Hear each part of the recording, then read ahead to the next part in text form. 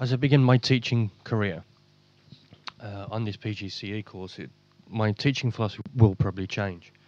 However, at the start, I believe in a student-led centric philosophy.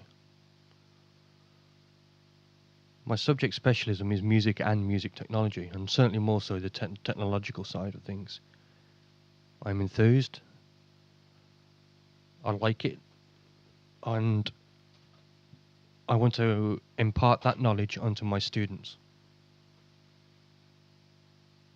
Music is everywhere, from the radio to background music in shops and restaurants, and arguably it is the only industry in the UK which has actually had any significant growth in the last few years of economic uncertainty.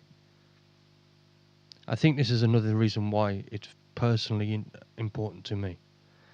But I think highlighting the employability through developing skills presented in music and music technology is a must in every module and lesson. Chris Philpott suggests that music can be transferred across a wider spectrum of academia. He argues that music furthers a student's spoken and written English, performance in mathematics, spatial reasoning, problem solving and creativity, performance under pressure, memory, teamwork, social skills, morality and attitude, physical and psychomotor skills, psychological health, self-esteem, perceptual skills, and of course behaviour. As a teacher, it is important that I encompass all 20 professional standards. However, for this discussion, I will only be tackling a couple of them. First thing which I found apparent in my placements and my teaching is that personal standard 3 is utilised in every session. That is, inspire, motivate, and raise aspirations of learners through my own enthusiasm and knowledge. As I said previously, myself, I'm hugely enthused by it, but the other staff members are as well. Recording techniques, for example, in the studio allow us and can allow us to replicate certain styles of recording techniques from the 50s and 60s, right through to today. This would not be possible if I did not have the prior knowledge and indeed the interest I have obtained from my own degree course, and also as a practicing producer and musician. For example, microphone techniques are a basic part of these modules of BTEC Level 3. And it is often the students themselves who will come to me and ask questions like, I want the drum to sound like this, or I want it to sound like that. It's that interest there, that encouragement, that almost inspiration that they have to come and ask, how did they do this? Even if it was way back in the 1950s. At times, of course, there are sometimes I've suggested a different approach and a different recording technique. But what I've found is that the students themselves pick this information up and then apply it to their own different projects and different assignments. Professional standard number 4. Be creative and innovative in selecting and adapting strategies to help learners to learn. It is possible to see, or at least I think so, that Kolb's experiential learning theory is quite apt for this process. Students have a perception of how a song should sound, and through their own concrete experience of listening, they can activate experimentation through microphone placement. How does the placement of the microphone affect the recorded sound? Does it not sound quite right? How do we overcome this? Bringing in abstract conceptualization is where the student may discuss certain effects and plugins, and also adding different types of reverb so the song will sound a specific way.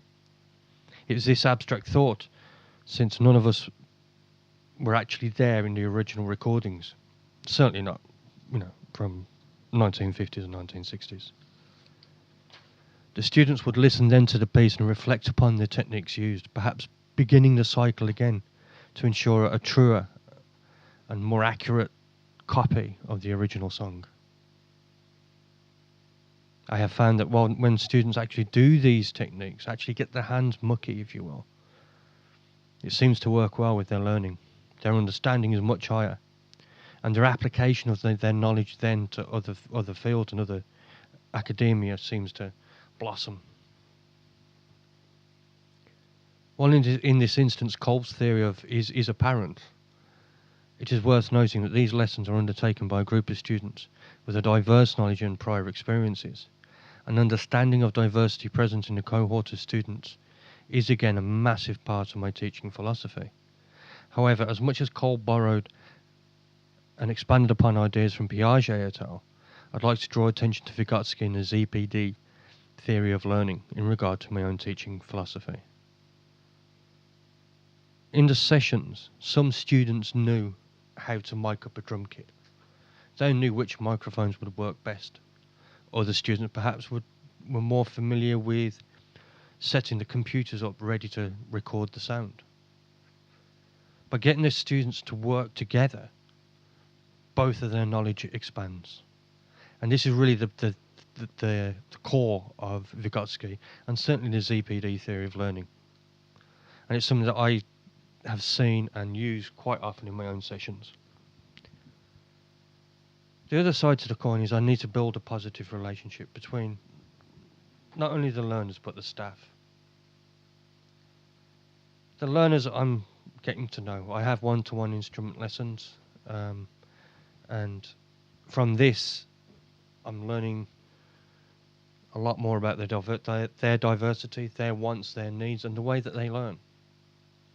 We are role models, after all, and facilitators in education, and therefore our relationships with our students should be paramount, primarily just to enable a fair and encouraging environment for learning. This also helps me understand, as I said previously, the diversity of race, culture, and beliefs within the group. This can come under professional standard number 5. This helps me become more inclusive, and I believe a better teacher. My relationship with the staff seems to be going amazingly well. I attended an open evening at the college where I took on the role of introducing the different courses that they offer at the college. I provided relative and new updates because it was only a matter of months ago that I was there myself. But I believe that this has helped me develop a greater and much more positive relationship with my fellow teachers. And that in itself makes it a pleasing and an encouraging space to be in to teach. Of course, when we're talking about music technology, we're talking about new equipment, we're talking about computers, we're talking about different amps, different microphones. Professional standard number 7 says that I must keep and maintain my knowledge of my subject area. This is done in various ways, from my own home recordings to reading journals, through to indeed asking all the other professionals around in the music industry that I have network with. But again, I can understand this is hugely important. After all, certainly in FA, we're trying to get the employability aspect of skills for the students to go off and go into work.